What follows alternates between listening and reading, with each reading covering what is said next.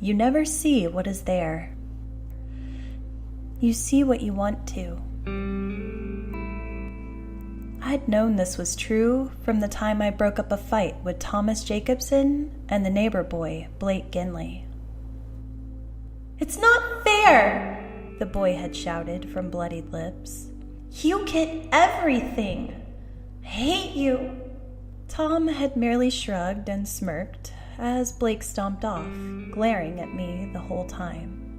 "Could have handled it myself," he muttered, before quickly shuffling away to his home 2 blocks away. That may have been true at the time. It may not. But I know one thing for sure. Tom was, and always will be, a lying sack of shit. He spent his whole life bullying other kids, and later in life picking fights with anyone that he could.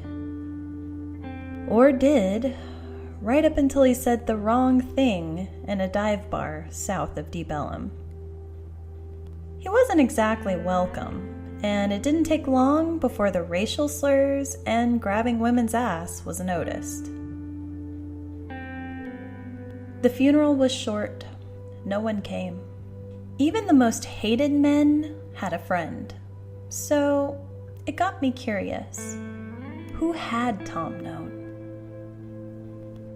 I knew some real pieces of work at the office. Hell, 3 of them had wives that knew about their affairs. They regularly fired men, thinking nothing of it, and at least 2 of them, I was pretty sure, had been changing the company numbers in their favor, if you know what I mean. What made them any different? Nothing. In fact, I gather that these men were among equals to Mr. Jacobson in every way. The only difference seemed to be that he had been single. I stayed long after the pastor had finished. The tall, stoic figure didn't utter a word after. He merely unclasped his hands and with a slow, determined gait had walked to the parking lot. I watched his black Cadillac pull away and drive up to the hill and onto Garland Road. I turned back as the coffin was slowly lowered into the dirt. I stared at the smooth white finish uncomfortably as the first shadow touched the pristine surface. It was too unlike him in every way. White, pure, unblemished. Excuse me. I jumped at the intrusion, unaware that anyone had been there. Yes, I stuttered, spinning around. I stared at the familiar face. The years had done little to his slight frame, and though he was tall, he was still that wispy little boy from all those years ago. Blake? He stared at the lowering coffin, then turned his wide gaze back to me. "Yeah," he said, then added, "Didn't think anyone would show." His look must have mirrored my own, or so I imagined. It was a mixture of pity and uncertainty. No one normally knows what to do with these things, let alone at someone's funeral that is so loathed, like Thomas Jacobson. We both returned our awkward staring as the coffin finally reached the bottom of its earthy destination. Little time passed before there was a click and the engine turned on for the mini excavator. They cringed as the dirt was quickly and efficiently moved to fill the hole. The last remaining marker of a human life was the gravestone at the head of it. It was a small, miserable gray with nothing except Tom's name, year of birth, and year of death. It was extremely apparent that the only expenses spared was the nice coffin. Everything else, even down to the miserly memorial park, was something you would expect to see at a blue-collar worker's funeral. Thomas Jacobson's family was the wealthiest family in all of Collin County. Not to mention, it was common knowledge that during a bad year, he pulled over $30 million with his financial advising company. None of it added up. And yet, here they were, the two of them, staring at a freshly pat down dirt mound in silence. I'm not sure how long we stood there, but finally I moved and strode to the parking lot. What else could I do? I had a life, which is more than I could say for Tom. I wasn't aware of him until I got to my truck. That it? His question instantly annoyed me. Not the question itself, but the fact that he had followed me out to my car. I wasn't honestly sure why I had come, but now it was done. I wanted to go home. Yeah, I muttered. I stuck the key in and twisted to the right. It was one of those counterintuitive things for anyone that is used to unlocking a deadbolt, but a car is automatic. Nothing about it is intuitive. It had nothing to do with which way you turn the key. It was going to unlock how it was designed to. This further agitated me, but I wasn't sure why. I pulled myself up into the driver's side and stuck the key into the ignition. Before I could put it into gear, my passenger side door opened. I was quickly losing patience with Blake. The fuck did this guy want from me? Some words for a dead man that either of us hardly knew anymore? I need to get home, I growled. Blake, almost anticipating my reaction, was infuriatingly quiet. He stared out the window, and I couldn't help thinking that he somehow belonged there. Trying to snap him out of whatever this was, I put the car into gear. The doors locked, but Blake didn't move. He just sat. I could have yelled at him, told him to get out, but right now, I just wanted to get home. I chose a different route than the pastor, turning up Mockingbird instead to Skillman. I could have taken the highway, but chose to drive a little instead. The silence stretched all the way to Live Oak. It was barely 7 minutes until we would be to my place. Somehow the thought of someone else invading my space was sounding less pleasant than it had in a while. I'd always been the type to prefer loneliness over company. I don't do roommates. I cast a quick glance over to him, and my anger melts a bit. He was swiping at his face and staring straight ahead. It was the kind of motion you used when you were embarrassed to shed tears in front of someone else. Blake had always been a bit of a pussy. I felt for him.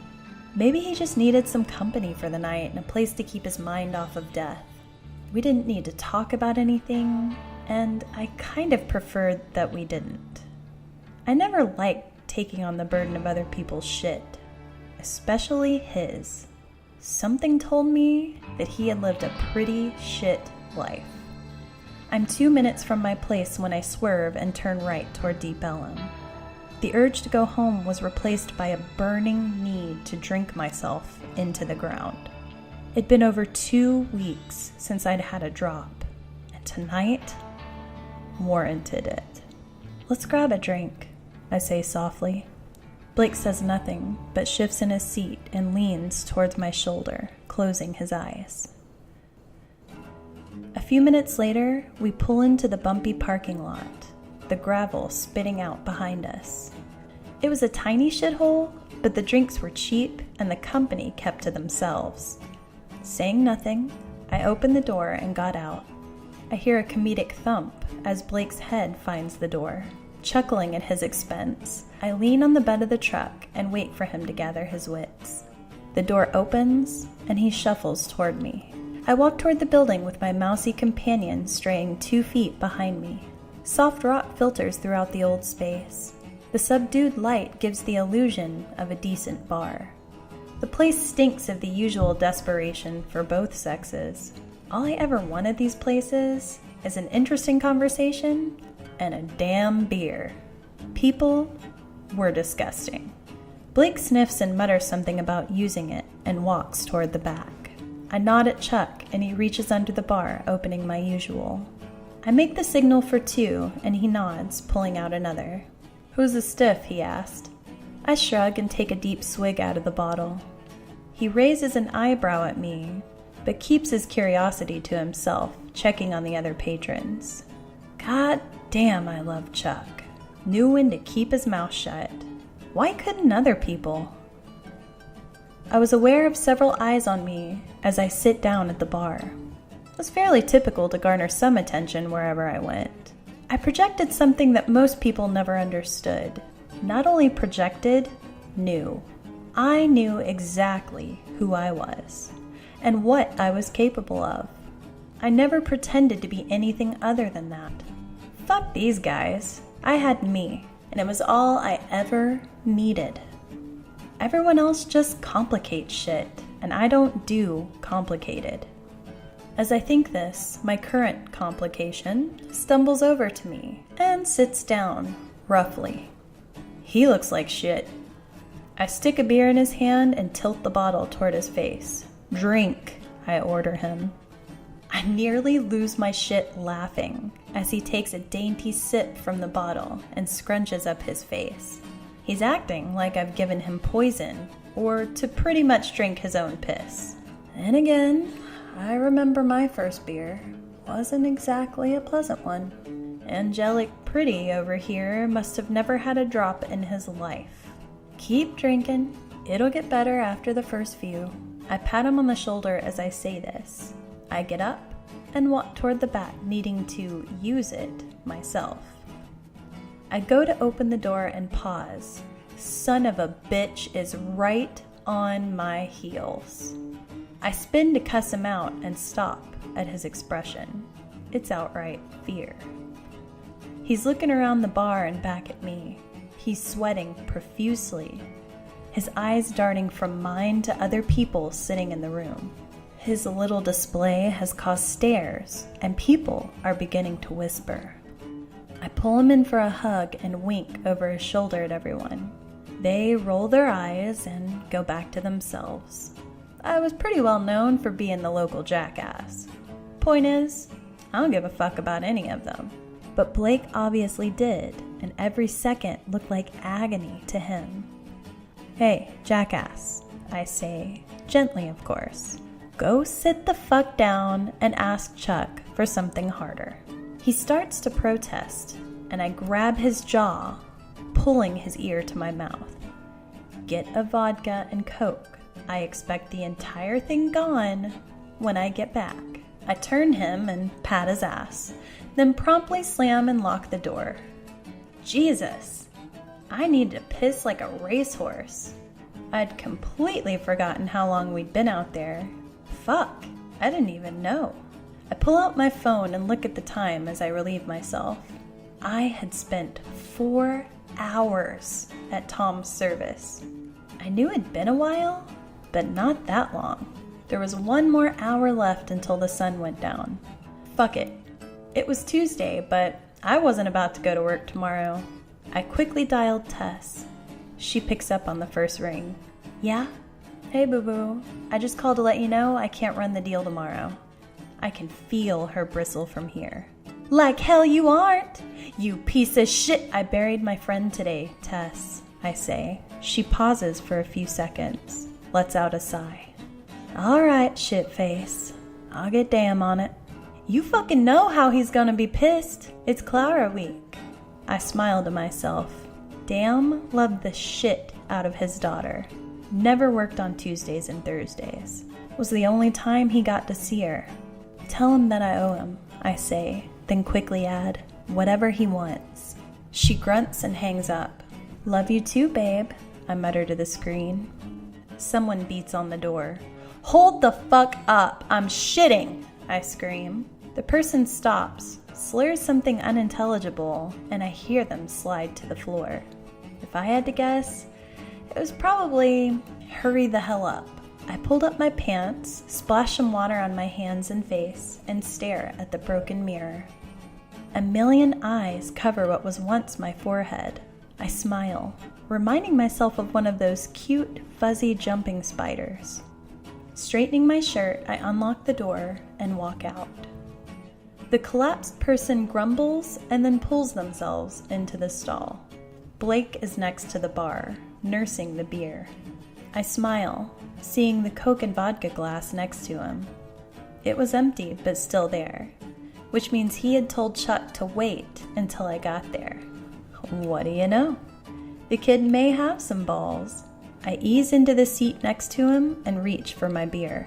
The people were sparse tonight. There was a couple in the back holding hands and staring into each other's eyes. It was comical from someone else's perspective. Or hell, maybe it was just mine.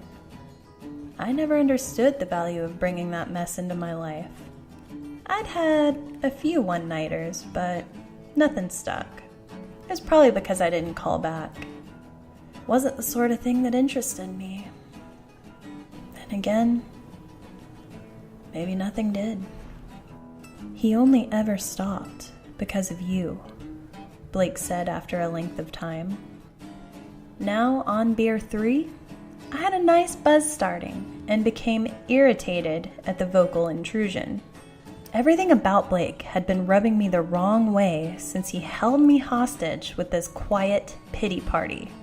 But speaking to me was too much. I ignore him and turn my attention to the bar. Chuck has a shit-eating grin looking from Blake to myself, and I roll my eyes. I guess even Chuck can say a lot without ever saying anything. Asshole. I flip him off while simultaneously motioning for another beer with my other. He waves and cracks a smile as I drain the last of the liquid out of the bottle. Trading it out for a new one, I barely have the bottle to my lips when I feel a cool hand touch my arm. I mean it, he says, this time more insistent that I pay attention. Angry, I set down my bottle and look him in the eyes. He starts to look away, decides better of it, and stares hard at me.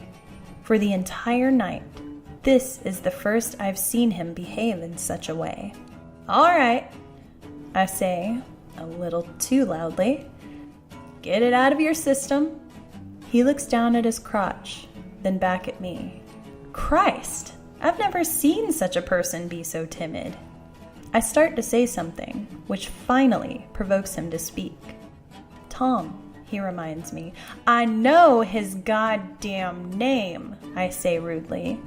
He shrinks back a little, and I snatch at my beer. I'm being an asshole, and I know it. I take a deep breath, and then gulp down the entire bottle. At this point, I even have Chuck's attention. Realizing this isn't a normal night, he goes to the back and grabs the bullet. 30 seconds later, there's a whiskey and Diet Coke in front of me. Bless you, you intuitive son of a bitch. I silently remove him from my shit list for today. I nod approvingly at the drink and wink at him. He walks over to the west end of the bar, giving us our space. I turn back to the coward. All right, go on. What is it? I try my best not to shout or seem irritable. It takes a lot out of me, but I make eye contact and attempt to look interested. Everyone had their nights. Even me, I suppose. Though I couldn't remember the last time I'd actually cared enough to cry. I shoved the unfinished beer in his hand and grunted. He took a few shaky breaths and then swallowed more of the bitter liquid. After a few moments of silence, he finally took courage and spoke. Tom was my brother, he stated flatly. Shit, I knew it. I knew this little pissant had some secret he would manage to dump off on me before the night ended. We can't choose family. Sorry, brah, I say dismissively. He tensed at my words and grit his teeth. Yeah? Well, his dad certainly got to pick his. I looked at him startled. Fuck me.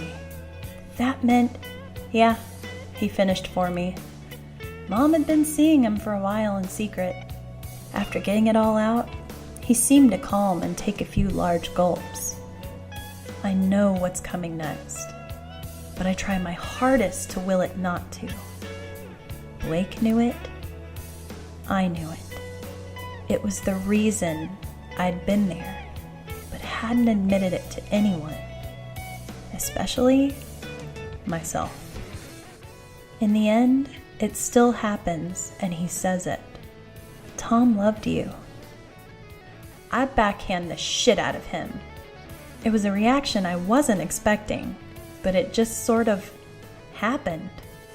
Chuck, who had walked halfway toward us, quickly about-faced and pretended to start cleaning glasses. Blake cradled his face, saying nothing. We sat that way for another hour, maybe more, before we both were stumbling out of our chairs. I tipped Chuck a 50 and nodded to him. He smiles at me, his eyes crinkling at the sides. It was his uncomfortable smile, the one that I saw when he knew something was up. My eyes linger on his, and I give him my, "It's okay" look. His shoulders relax slightly, and he waves.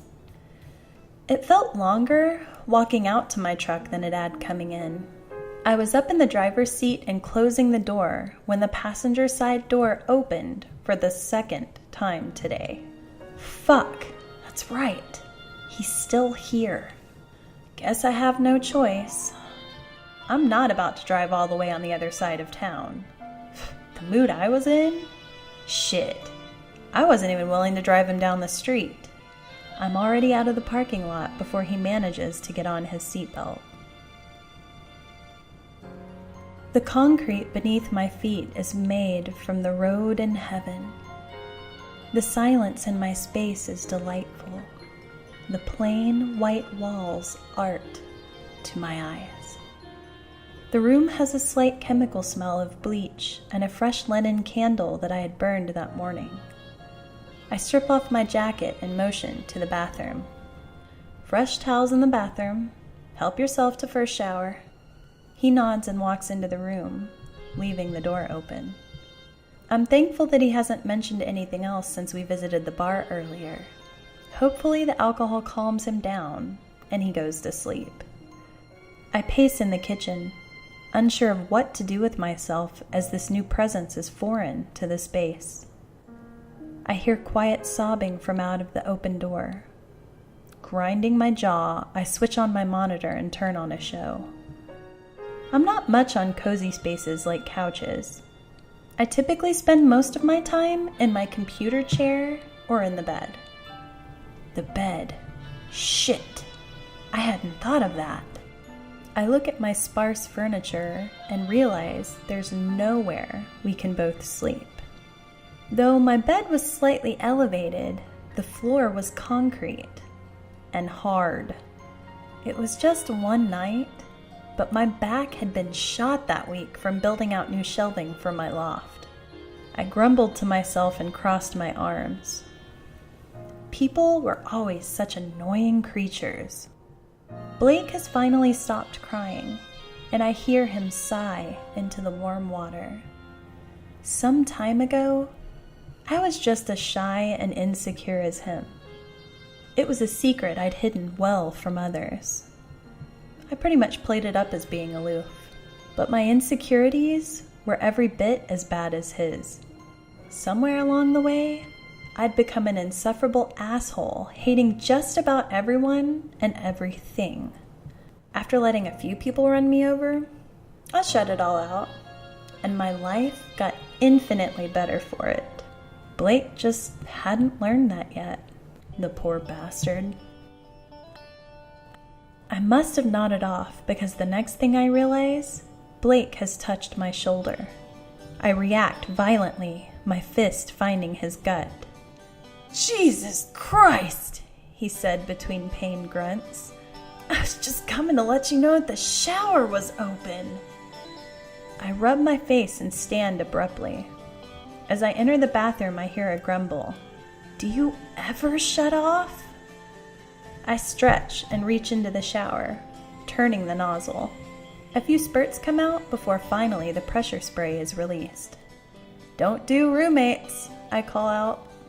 "I wonder why," he calls back. Had to hand it to him. As his mind slowly returned, he almost sounded like a real person. The warmth had done wonders to my clammy skin. No matter how much I drank, I never felt clean afterwards. Showers, I'm convinced, are the cure-all to anything. I toweled off my hair and wrapped the cloth around my body. The air was freezing, but pretty typical of this base. I like to keep it somewhere between 68 and 73 degrees. And tonight, it was on the cooler side of the spectrum. I cursed as I trip over something solid in the middle of the kitchen. Bending down, I pick up the shoe and toss it out of the walkway. The light from the monitor was a sea of blue and white against the pitch black of the space. A quick glance tells me that Blake must have stumbled over to the bed. He wasn't in the kitchen or the computer, so there was nowhere else he could have been. I pad over to my dresser and slip on some comfy sleep pants and a tank top. I looked longingly at the bed, the warmth of my comforter calling my name. I flinched at how crumpled the sheets were with this jackass having just tossed them aside, not bothering to cover himself or the bed. I made a mental note to kick him out first thing tomorrow. I definitely wasn't driving him anywhere. I'd pay for an Uber if I had to. There was a brief flicker from my monitor and a noiseless transition from blue to green. The whites of my cabinets were bathed in a swampy green, the floor a tangle of seaweed. Had I left the show on? I felt sure my screensaver had been turned on after several minutes of inactivity, but my mind thought better of it, knowing that I had been fairly drunk. Still was, only slightly less so after my shower. Halfway down the small flight of stairs, the screen changes to white. Ah, I decide. Must be the screensaver. I frown as I lean down to turn off my monitor. It was a picture of me, Blake, and Tom 6 years ago. We'd all just returned from camp in Durant. Blake's mom had been the sort that had a second house, but it was in Oklahoma, which didn't count. They'd all swam in the creek and had come back infested with chickabugs. They'd been miserable for over a week, but Tom had suffered the most. They'd concentrated the worst near his ankles and genitals. I shouldn't have laughed as hard as I did at the time, but there was something incredibly satisfying watching a guy with 3 times your salary dig at his crotch like a hooker with crabs. Blake's comments popped back up in my mind, and I lost my smile. "You fucking piece of shit," I snarl inwardly. "Why did you die? Had to go and get yourself killed." For the brief moment, it caused a rise. A millisecond later, it was replaced with something worse. I should have cared more than I did, but I didn't. The past was just that. No sense in getting myself worked up over the dead. Lucky son of a bitch. For all his flaws, I couldn't fault the fact that Blake seemed to care. I pause, straining to remember the last time I'd even felt something for anything. Happiness had been one of those things that had eluded me. When I was a kid, I would try bigger and more dangerous things. While mostly resulting in groundings or beatings, it gave me the one thing I could feel: adrenaline. Getting dangerously close to self-pity, I brought my attention back to the monitor and changed the pictures back to my wallpaper folder. I wasn't sure what happened, but was fairly certain that someone had changed my pictures over to a screensaver. What was his problem anyway? It's not like we'd spoken in years. Wasn't my fault he couldn't get over it. I glanced at the time. I was sure it'd been late, at least 2. I frown. It's barely midnight. I open a few emails on my computer, scrolling to my starred messages. The last email I got from Tom was marked 3 years old. He'd asked about meeting up to talk about something. I do a double take of the date. The email had stacked since it was in response to the one that we had sent each other a few years ago. But this one was more recent. How had I missed it? It was titled, "Don't Let Him In." Unsure of what I would find, I click on the message. There isn't a lot to the email. It was brief and to the point. "I know shit's about to get really fucked up. I know I haven't been around. But don't let him in. Meet up with me tomorrow night. I'll explain more." I stare at the message for several minutes, anger building. Don't let him in?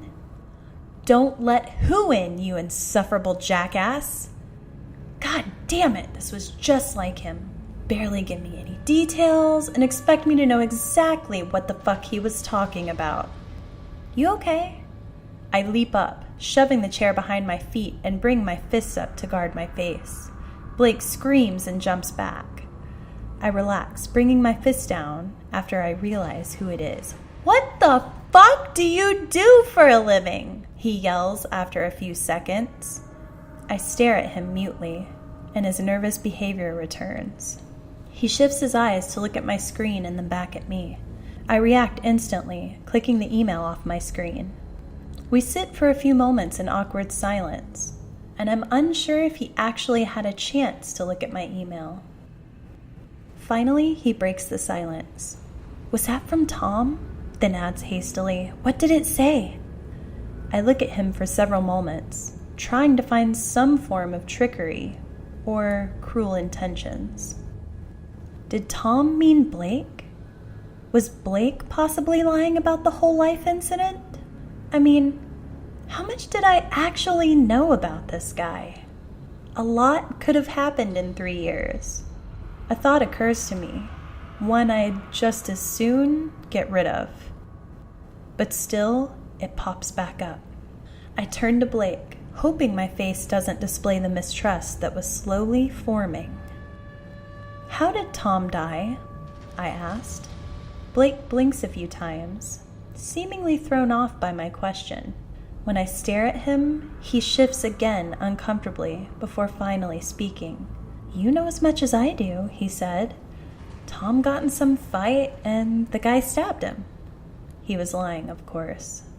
I wasn't sure how I knew, but something, like earlier, isn't adding up in my mind. Outside, a rumble starts. It comes from the southeast and shifts to the north. Seconds later, a blinding light fills the space, bathing the two of us in its blue tinge. A charge fills the air, making the hairs on my arms stand up straight. Blake looks as he always has, a hurt, confused puppy. I relax slightly after sizing him up. Maybe he doesn't know anything. Maybe I'm just being paranoid. They were bathed in black as the lights from the monitor die, and the beep from the battery backup goes off. Neither of us move. More flashes. This time his face displays a sort of half-smirk, the kind you would give when you know you've beaten someone at their own game. My mind races. Has he been toying with me this whole time to get close? Was this whole thing a plot for him to get into my place, knowing that I didn't have anyone or anything that could help? How long had he been watching me? I take a few steps back, taking advantage of the blackness between flashes outside. "Where are you going?" I jump at the voice behind me. It was thin and frail, yet menacingly calm. More rumbles in the distance, and a few meager lights give the room a soft glow. Enough of a glow that I could see Blake was no longer in front of me. "What's going on, Blake?" I state matter-of-factly. I try not to let myself sound little or scared. "I don't know," he says. "You're the one being strange." I try coming off casual as I turn. Says the guy that hovered behind me during a goddamn rainstorm, I finish, frowning at the empty space. He was just there seconds ago. I heard him. The monitor turns back on, and I jump at the beep from my computer. I dive for the light switch, and the entire space is flooded with white.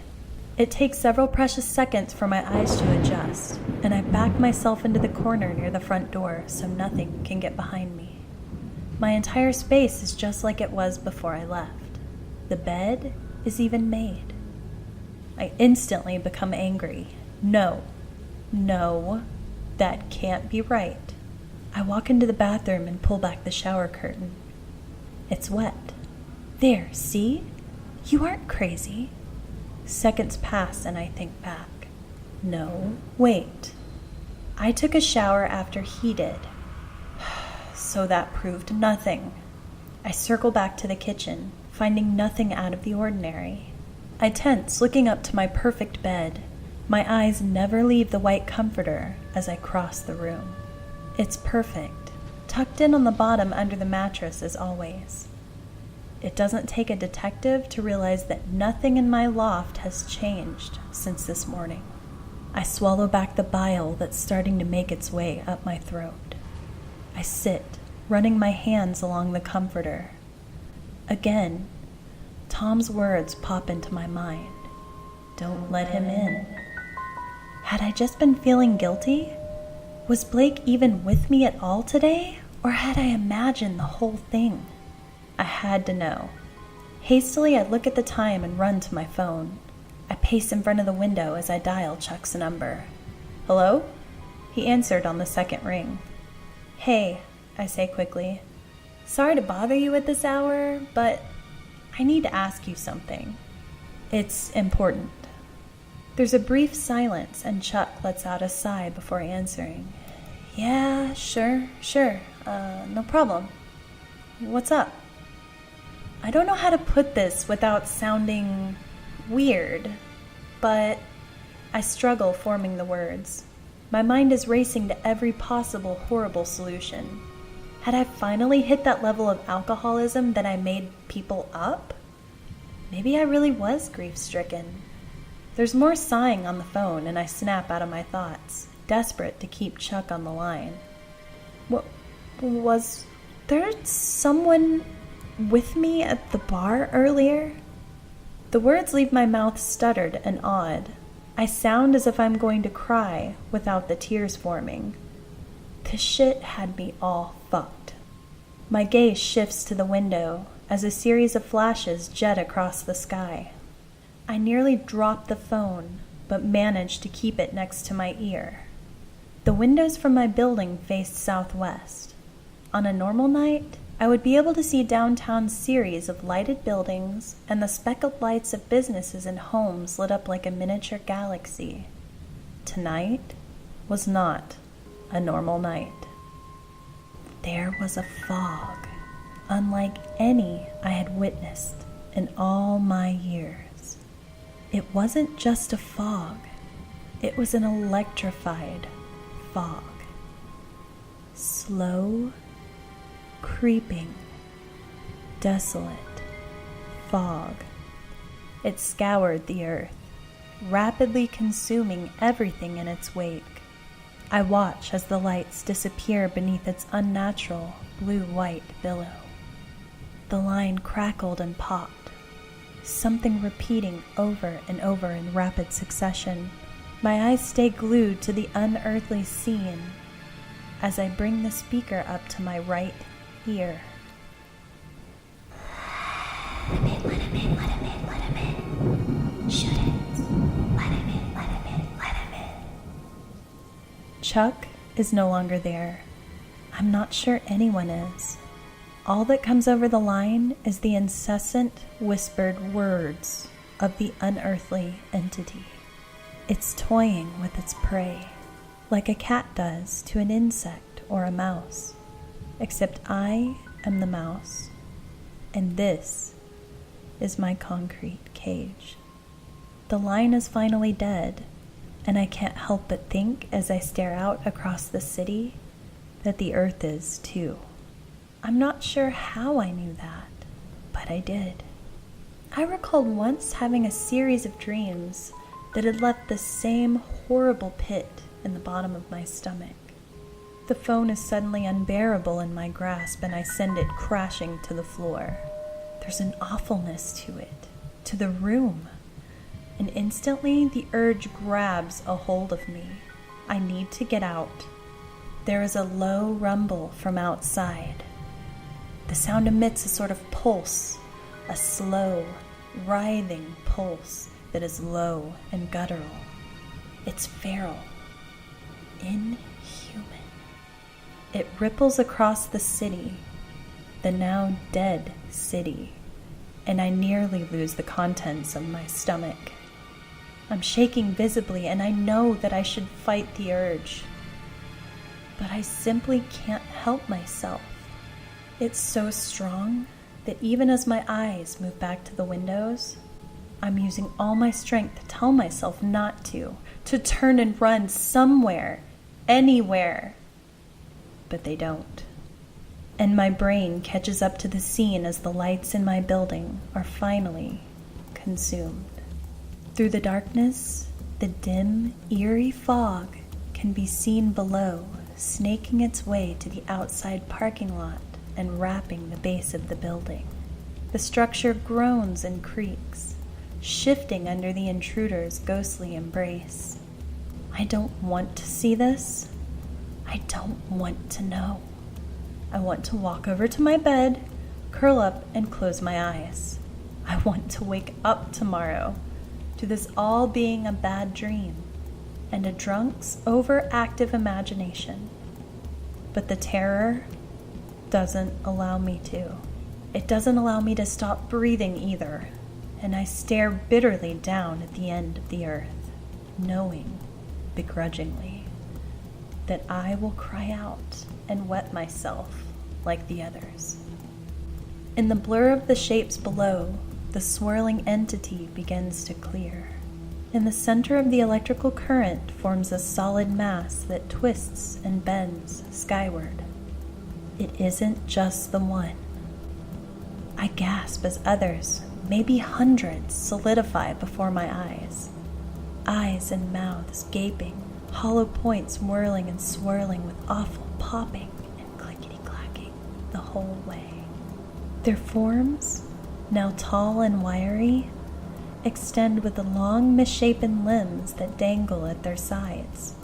The gaunt frames grow a pale, yellow flesh over hollow, skeletal bones made from wind and dust. The scarecrows sit facing the east. I'm on the 6th floor, and from my height, I can barely see the tops of their narrow shoulders. Like spiders, they hunch over, fingers dangling and twitching. They wait. The lighted smoke billows beneath them, giving the illusion of flowing garments over multiple limbs. The tentacle-like movements seem erratic in comparison to the tall, stoic figures, and for a moment, I'm mesmerized by them. Were these the horsemen? The bringers of death and finality? Of justice? This was no human weapon, if that's what they were, and seemed more like creatures built for harvesting. Their delicate appendages seemed better suited to reach in small spaces. There was a dampness to the air, its heaviness hard to breathe. They made no sudden movement, and though they bore no face, I could sense that this was a time of wait. I took this moment to look out across the city, at the scattered figures and what used to contain dozens of lights, buildings. Where were the cars, the sirens? Where was the rustling of paper, the hum of the lights, and the tick of the changing streetlights? Where was the sound of the fabric rustle from my clothes? Where were the homeless men that wandered the streets or the lights from the storefronts? Where were the people, the birds, the sound of the city, any part of it, some of it? Where was it? Nothing existed. The mist was so dense that light seemed to be going into it, but nothing shined out. Tom loved you. He only ever stopped because of you. What had Blake been trying to say earlier? I knew some time ago how Tom had felt, but neither of us had chosen to act on it. It was never the right time, and after Mom's death, and then Jason gone too, it just wasn't the same. And I stopped caring. I stopped caring about a lot. Something happens to you when everything you love disappears. What was more disturbing is that I was half dreading, half wanting whatever this was to happen. No. Bullshit. I wanted it to. Like a jolt of electricity, I shot up, remembering the earlier email. What had Tom meant? And then another realization. Blake. I flip around to face the entrance of my loft. The room is just as empty as it was before, but the space has shifted. The front door, maybe 50 feet from my large industrial windows, is now over 100 feet back. There's a pinhole of light coming from the door at the end, and nothing else. There must have been auxiliary power, and the emergency lights are on. I hear no panic. No sounds. Even the building's groans have stopped. I take 2 steps before it dawns on me. So there is no sound. No air conditioning. No small noises of the building settling. No more rumbles outside from the reapers.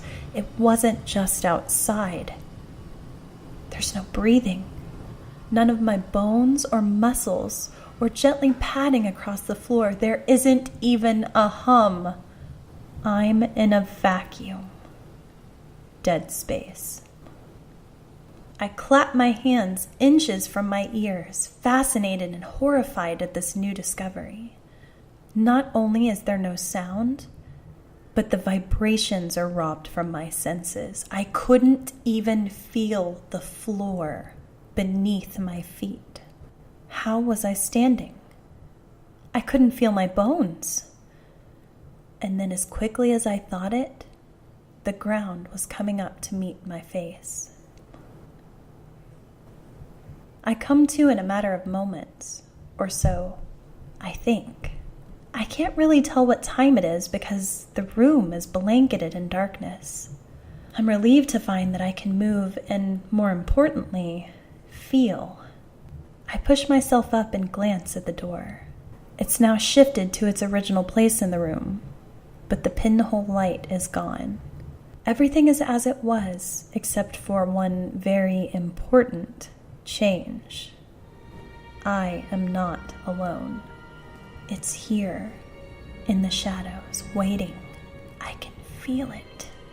It's waiting for me to be aware of it. Judging by how far I had walked, and taking a quick look around, I see that I'm actually closer to the window than the door. Shouldn't. Let him in, let him in, let him in, let him in, let him in. Shouldn't. Let him in, let him in, let him in.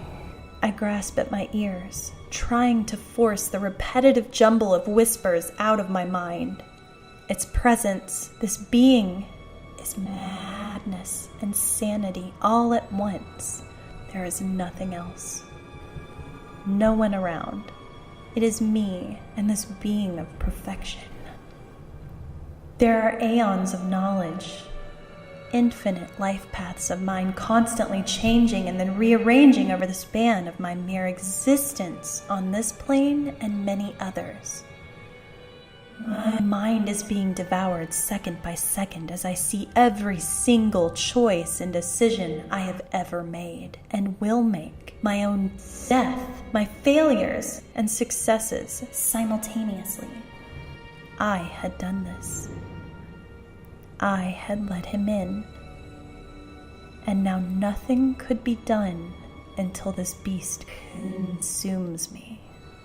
A wheezing breath passes like pressurized air as I leap to my feet and run from its looming figure by my front door.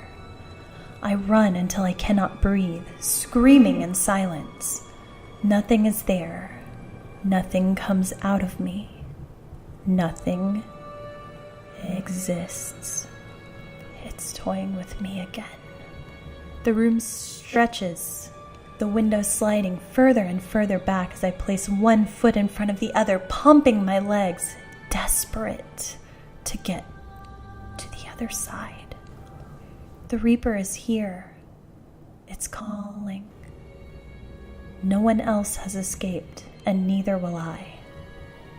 And yet, in my last stubborn ounce of energy, I find myself closer to the edge of the room. Then, suspiciously, the window is inches from my grasp. I grind to a halt, staring into the twisted and dirt-filled mass. It cyclones around the building, kicking up patches of cement, dust, and debris.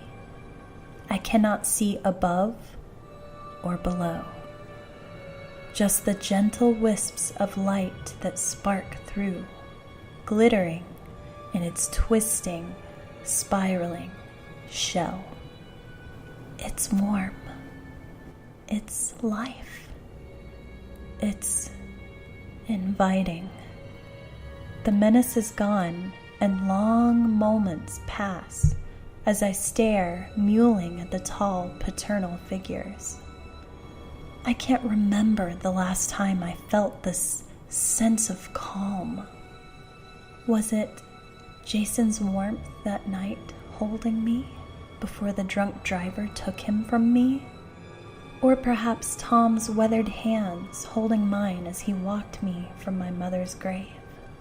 Maybe still, it was the night I found Blake curled up next to Tom. The knife knocked a foot from his grasp.